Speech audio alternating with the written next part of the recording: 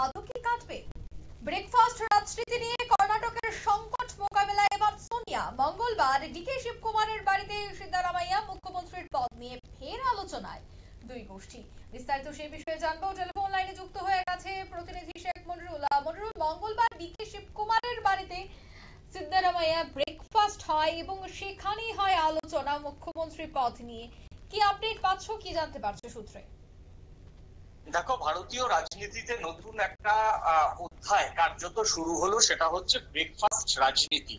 সোনিয়া গান্ধীর কড়া নির্দেশের পর ডিকে শিবকুমার তিনি ব্রেকফাস্ট করতে ছুটেছিলেন সিদ্ধারামাইয়ার বাড়িতে, এবং সিদ্ধারামাইয়ার বাড়িতে ব্রেকফাস্ট করার পরই কার্যত কর্ণাটকের আকাশে যে কংগ্রেসের সংকট তৈরি হয়েছিল সেটা কিছুটা সরেছিল। কিন্তু এখনো পর্যন্ত কর্ণাটকের আকাশ থেকে পুরোপুরি কিন্তু কংগ্রেসের যে কালো মেঘ সেটা সরেনি। সেটাও বিচক্ষণ রাজনীতিবিদ হিসেবে সোনিয়া গান্ধী বোঝেন। তাই সোনিয়া গান্ধী দুজনের মধ্যে যাতে বেশি করে আলাপচারিতা হয়, দুজনে বসে এক টেবিলে বসে কর্ণাটকের রাজনীতি থেকে এই কংগ্রেসের যে সংকট চলছে, দুই গোষ্ঠীর মধ্যে যে বাদানুবাদ, দুই গোষ্ঠীর মধ্যে যে মনোমালিন্য, সেটা যাতে সরে, তার জন্য ঘন ঘন এই ব্রেকফাস্ট টেবিলে মিলিত হওয়ার জন্য কিন্তু সোনিয়ার নির্দেশ দিয়েছিলেন। সোনিয়ার নির্দেশে আমরা দেখেছিলাম যে সিদ্ধারামাইয়া, যিনি কর্ণাটকের কংগ্রেসের মুখ্যমন্ত্রী, তিনি শিবকুমারকে পরপর দুদিন ব্রেকফাস্ট টেবিলে আমন্ত্রণ জানিয়েছিলেন। আজকে ডিকে শিবকুমার তিনি নিজে সকালবেলা ফোন করে মুখ্যমন্ত্রী সিদ্ধারামাইয়াকে তার বাসভবনে ব্রেকফাস্টের জন্য আসতে বলেন এবং নেমন্তন্ন করেন। ব্রেকফাস্ট রাজনীতিতে ভারতের এক নতুন ধরনের রাজনৈতিক আলোচনার ক্ষেত্র তৈরি হয়েছে বলে মনে করছে রাজনৈতিক মহল।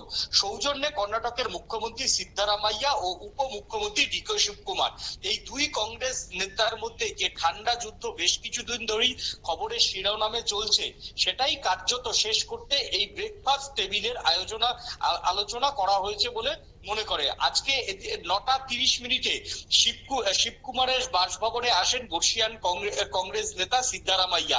সেখানে ইডলি, ধোসা, উপমা, কফি ও নটি চিকেন খেয়ে ফের একপ্রস্ত রাজনৈতিক আলোচনা হয় সিদ্ধারামাইয়া এবং শিবকুমারের মধ্যে।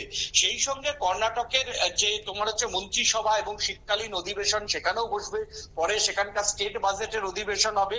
এই বিষয়গুলি নিয়ে মূলত আলোচনা হয়েছে বলে কিন্তু দুই পক্ষ থেকেই দাবি করা হয়েছে।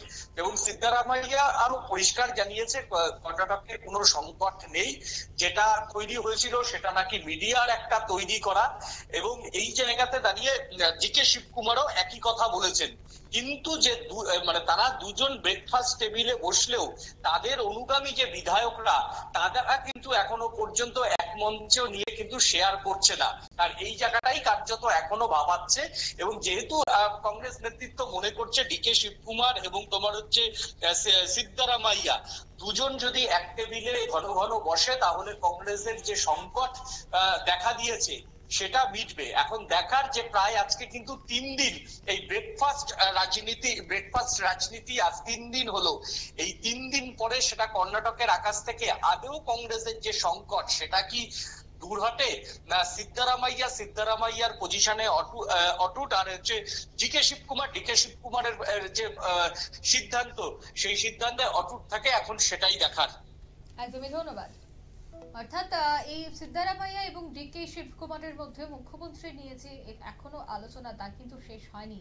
তবে আদৌ কে হচ্ছেন মুখ্যমন্ত্রী, নাকি পরিবর্তন, নাকি প্রত্যাবর্তন, সবটা বিষয় নিয়েই কিন্তু এখনো রাজনৈতিক মহলে চর্চা। তবে সোনিয়া গান্ধী এবার নিজেই সবটা বিষয় হ্যান্ডেল করছেন। নিয়ে নিচ্ছি ছোট্ট একটি বিজ্ঞাপন বিরতির, সঙ্গে থাকুন।